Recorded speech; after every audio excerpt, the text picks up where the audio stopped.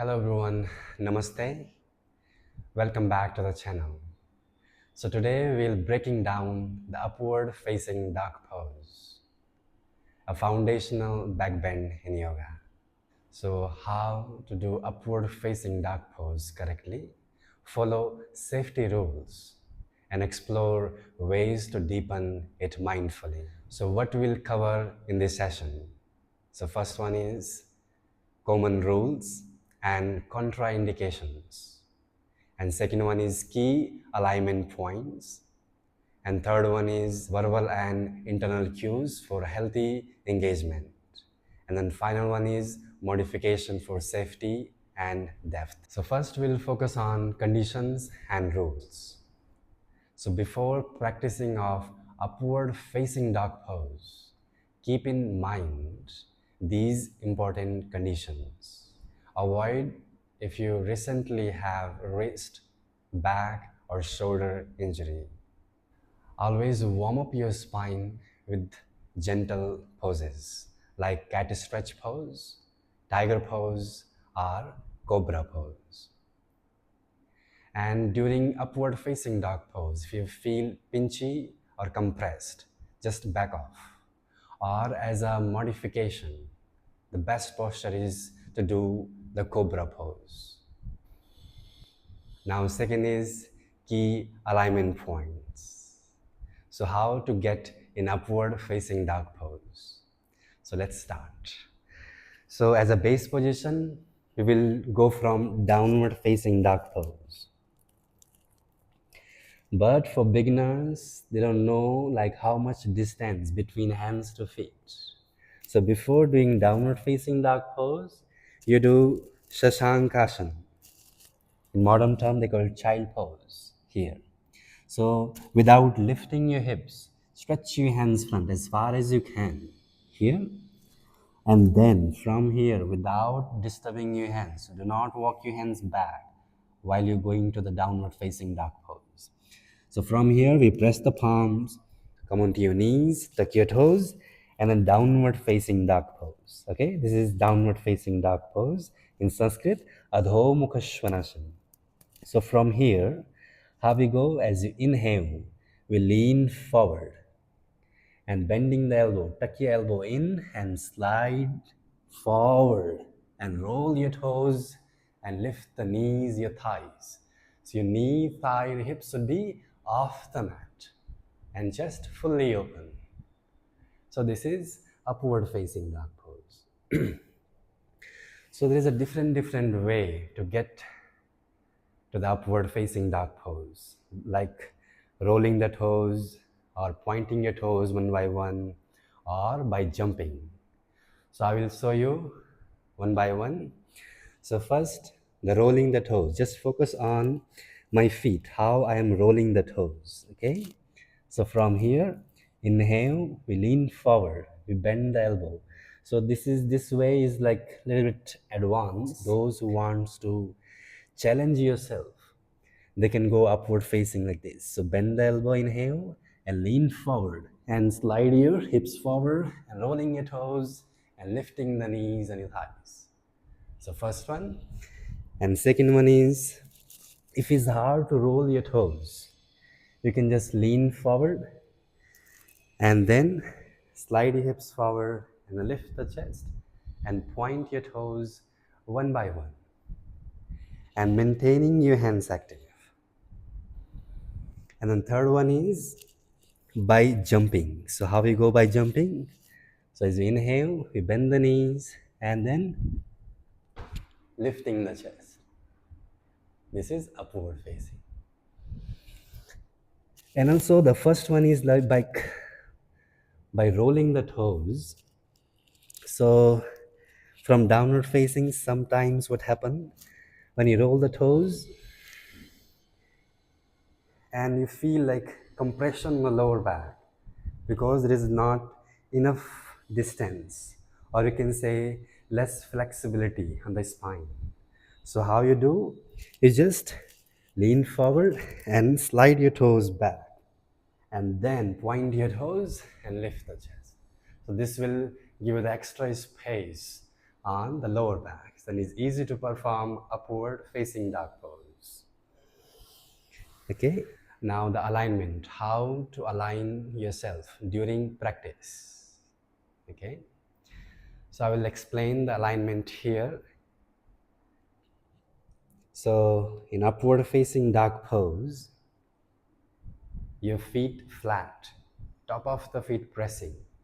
So your toes, your heel and knee in a straight line, and knees off the mat.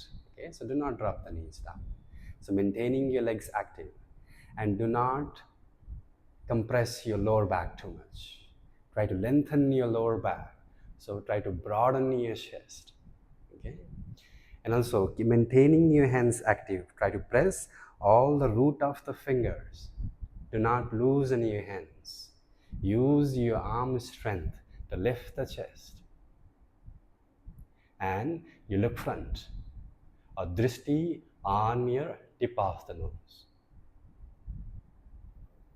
So this is an easy way, easy alignment. Just try to practice this posture. Cues to go deeper and safely. Okay. So now, as you know, the feet alignment, the toe, heel and knee in a straight line. So maintain this and try to engage your leg muscles and try to soften your glutes. Do not engage, do not contract. Okay? Soften your glutes and try to lengthen your lower back. Do not drop the belly down. Try to lift the belly up off the floor. Okay? And so this is a back bending posture. So we open the front of the body. Okay? We open this, all the front of the body. So we have to lift the upper trunk off the floor, and also we lengthening the lower back at the same time. And now how's your hands alignment in upward facing dog pose? So try to press all the root of the fingers. Okay? So the inner elbow, the eye of the elbow facing each other. So try to press the palm and try to lift the chest up. So shoulders is coming slightly forward, that's fine. Now from here, you rotate the shoulder blade back and more, open your chest. And upward, in upward facing dog pose, do not look back or look up. Just try to lengthen your neck and you look front. So avoid doing this. The compression goes to the neck. So best to practice just look front and or look at your tip of the nose. So this is a way to go deeper into the pose or safely into the pose. Now come to the modification. Now you know the alignment or go deeper into the posture in safely. Now we focus on the modifications. So first modification, those who are not able to lift the chest higher. So I will show you. So some people, because of, you can say, lack of practice, the strength or flexibility. So if it's hard to lift the chest, it's hard to lift the chest. So how you do upward facing? Because if it's hard to lift the chest, the shoulders is coming over and all the pressure is on the hands, the wrist joint. So how you practice? So those who are not able to lift the chest, they will use block, these two blocks. So hands open, shoulders width. Okay. Now I'm gonna hold the block. So how you hold the block? So with these, the thumb and the pinky finger and the ring finger, and then middle finger and index finger pointing forward. Okay. So this will give you the perfect grip. So the block will not slide. And also when you're holding the block, you're strengthening the fingers as well. So you're not losing the fingers. So sometimes when you without using block, we are losing these root of the thumb and index finger. all the pressure goes where? On the wrist, and wrist pain comes. So here you are activating your fingers. So this block also the modification for those who have wrist pain. So they can practice with block as well. And also those who are not able to lift the chest. So from here, you do upward facing dog pose. So by using the block, this will give you the extra height to lift the chest. So you can practice with block. And third one is those who are not able to maintaining the legs active. Because if your leg is not active, then it's hard to lift the knees and thighs off the mat. Even the hips is hard to lift. So how we do? We use the block. We join these two blocks here, and where to place? Under the thigh. Okay, not underneath the hip, just under the thigh, the top of the thigh. So here, and then try to lift the chest. So this will remind you to maintaining the knee, thigh, hips off the mat.